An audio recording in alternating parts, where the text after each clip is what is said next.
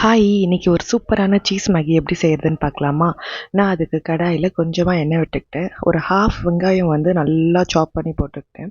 அதே மாதிரி தக்காளியும் வந்து ரொம்ப சின்ன தக்காளி, ஒரு தக்காளி வந்து நல்லா மைன்யூட்டா சாப் பண்ணி இதில் ஆட் பண்ணியிருக்கேன். இது 2மே நல்லா கோல்டன் ப்ரவுன் ஆகுற வரைக்கும் நல்லா வதக்கிக்கணும்.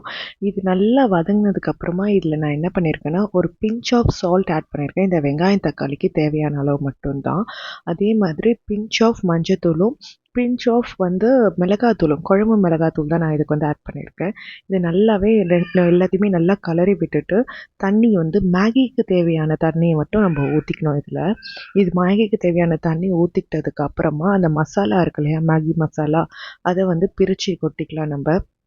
பிரிச்சு கொட்டிக்கிட்டதுக்கு அப்புறமா, இது நல்லா கொதிக்கிற ப்ராசஸ் தான். ஆஸ் யூசுவல் மேகி ப்ராசஸ் தான்.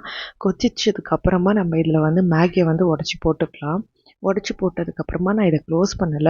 ஓப்பன்லேயே வச்சு நல்லா வேக விட்டுட்டேன். ஆஸ் யூசுவல் மேகி வேகுற டைம் தான் அந்த வெங்காயம், தக்காளிக்கும் தேவை. எக்ஸ்ட்ரா டைம்லாம் எதுவுமே தேவையில்ல.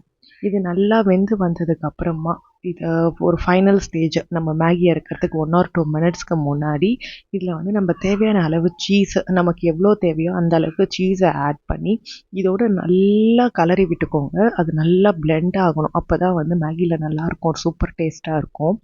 இது பிளெண்ட் ஆனதுக்கு அப்புறமா நம்ம என்ன பண்ணோம்னா, ஒரு பவுல்ல வந்து ட்ரான்ஸ்ஃபர் பண்ணி நம்ம வந்து சாப்பிட்றதுக்கு சர்வ் பண்ணலாம். இது ரொம்ப சூப்பர் டேஸ்ட்டா இருக்கும்.